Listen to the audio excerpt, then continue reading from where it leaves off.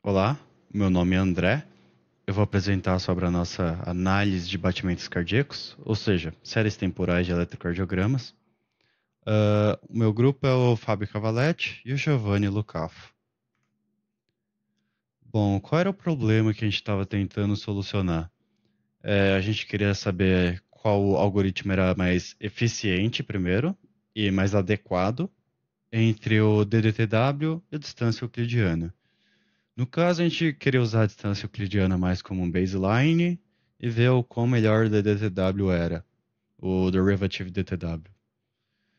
Além disso, a gente queria saber quais classes da nossa dataset eram mais similares. Bom, mas de qual dataset eu estou falando? Eu vou falar um pouquinho mais para frente. Primeiro sobre os dados relacionados. Os principais trabalhos relacionados são as publicações do QO e do Pasani, que introduzem o Derivative Time Warping e mostra como ele é melhor para lidar com desalinhamentos temporais usando derivadas, é, como acaba ocorrendo uma análise mais robusta de séries temporais para lidar com flutuações e mudanças abruptas, e como supera o desempenho do DTW normal em diversos aspectos. Além disso, eu tenho o Gorek, que basicamente apresenta uma comparação de diversas medidas de distância, o que levou a gente a escolher o Derivative DTW. Ele também apresenta uma análise abrangente das métricas para séries temporais.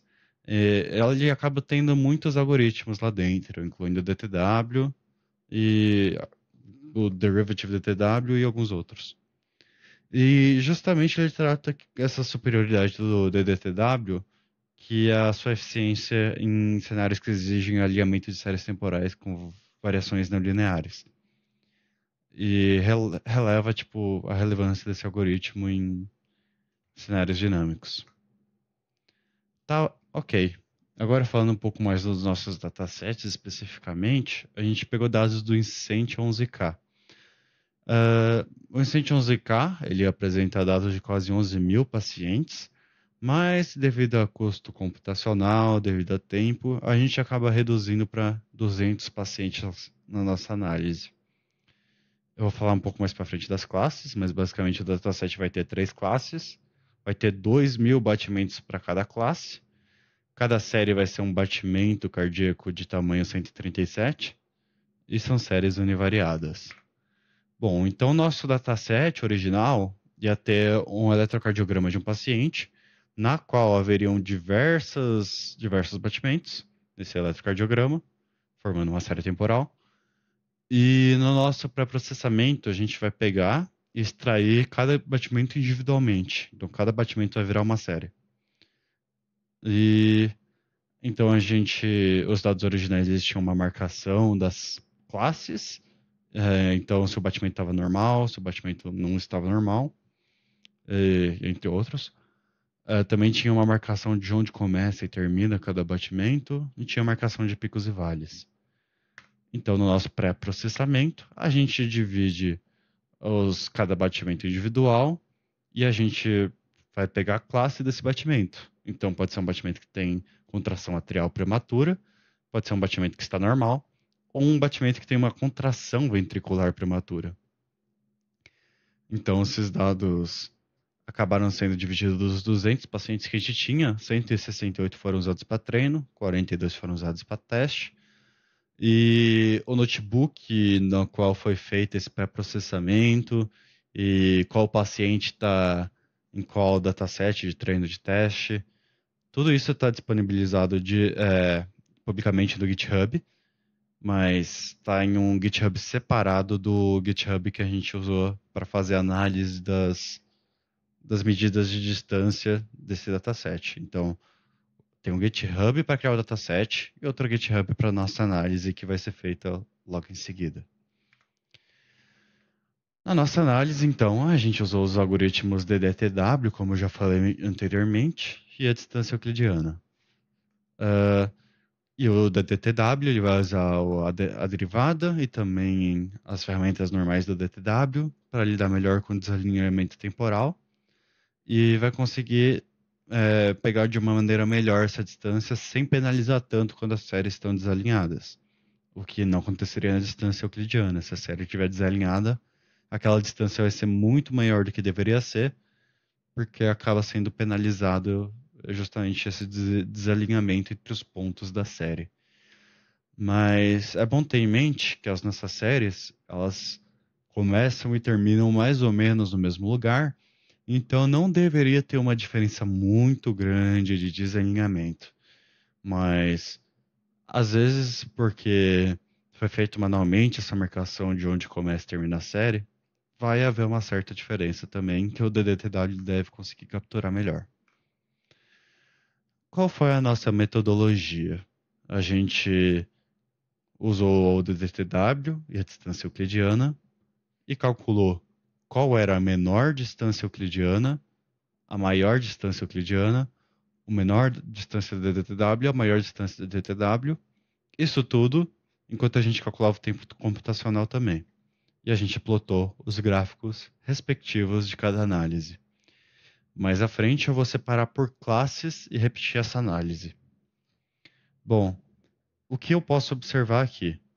Bom, primeiro de tudo, que o tempo computacional do DDTW foi quase 7 vezes maior que o da distância euclidiana, mas as suas séries costumam ter distâncias muito menores.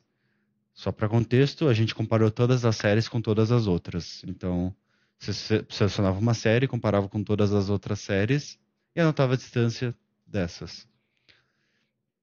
Ah, então, aqui, quando eu digo que eu peguei a mediana da distância euclidiana, é depois de calcular todas as distâncias de todas as séries, ah, a que está no meio, a média não é uma medida muito adequada para esse tipo de análise, porque pode sofrer distorção. A mediana é uma medida um pouco mais robusta. E dá para observar que a mediana da distância euclidiana é muito maior do que o da distância DDTW, justamente porque a DDTW considera desalinhamento. Aí, como eu disse, a DTTW vai ter um custo computacional maior, vai levar mais tempo, mas ela vai ser capaz de lidar com dados temporais desalinhados, e por isso ela é mais robusta. Já a euclidiana ela vai ser mais sensível a dados desalinhados, penalizar séries desalinhadas, e vai ter menor custo e vai computar mais fácil. E dá para observar aqui que o menor valor de similaridade, tipo, as séries mais similares tinham uma distância muito pequena no DDTW. Então, nessas séries quase idênticas. E enquanto quando a gente olha aqui no gráfico, parece que é realmente uma espelhada da outra e levemente deslocada no tempo. Outra coisa interessante de observar é que nas maiores distâncias, principalmente aqui na euclidiana, parece que uma é a outra série de cabeça para baixo. Então foi curioso observar que uma série parecia, para dar maior distância, parecia ser ela de cabeça para baixo. Outra coisa que a gente pode observar é que a mediana do tanto da euclidiana quanto da DTW estão mais próximos do menor valor. Isso significa que as distâncias, a distribuição das distâncias apresenta uma simetria à direita. Ou seja, a maior parte dos valores são menores do que são menores, em vez de ser valores altos. E uma coisa que acontece na DDTW é que essa distribuição, apesar de ter a simetria para a direita, ela ainda é um pouco mais centralizada do que na euclidiana, porque olha como a mediana em 0,11 está relativamente no meio entre 0,0 e 3,6, comparado com euclidiana, que vai estar 2,5 entre 0,0 e 15, que é um valor muito alto. Então, apesar das duas estar um pouco descentralizada, a mediana, no DDTW é um pouco mais equilibrado esse desequilíbrio. Bom, agora vamos dar uma olhada por classe e por algoritmo. Uma coisa que a gente pode observar da distância euclidiana é que, primeiro de tudo, a mediana da classe V foi a mais alta de todas, ou seja, a intuição que a gente tem disso é que a classe V é a mais dissimilar de entre todas, porque deu aqui o valor de 3,9 comparado com 1,7 em N e 1,7 em S.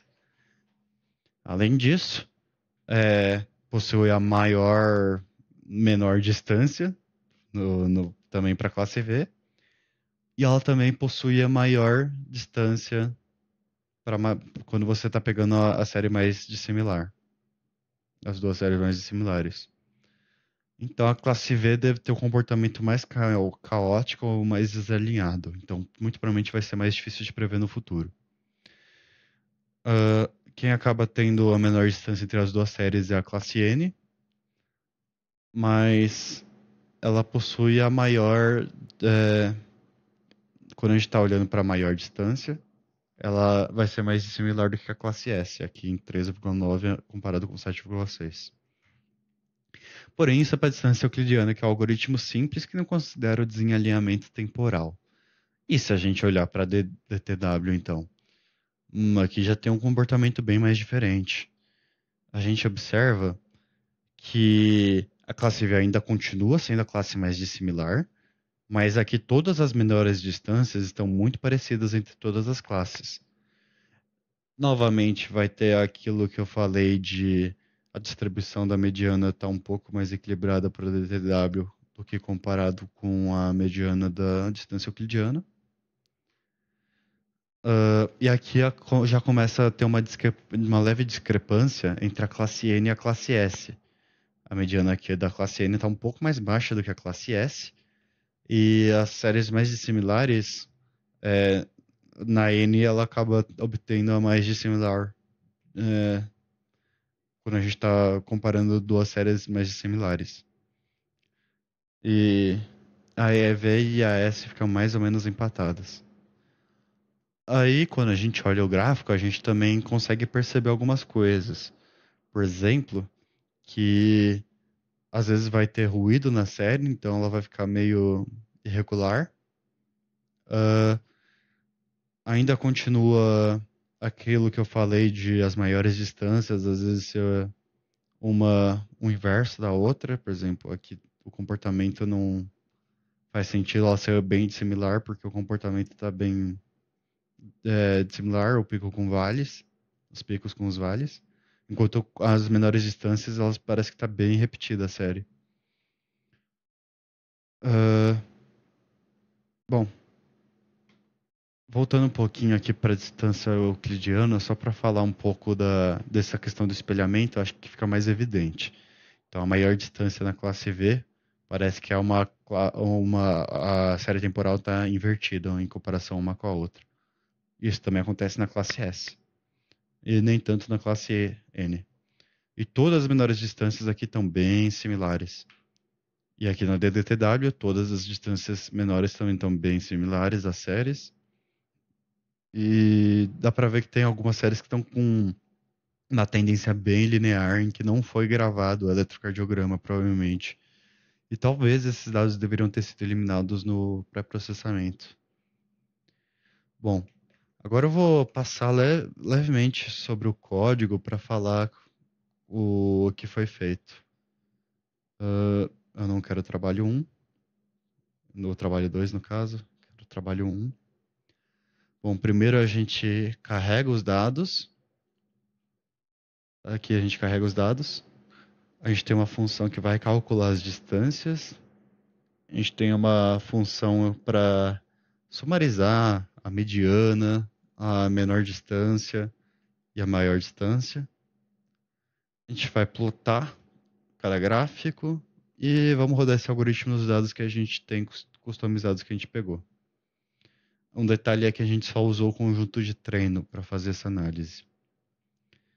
Então, a gente acaba rodando o código e acaba obtendo aqui a distância mediana, menor distância, maior distância, o tempo que demorou para executar e os gráficos que foram mencionados nos slides. Esse daqui é para análise considerando todas as classes.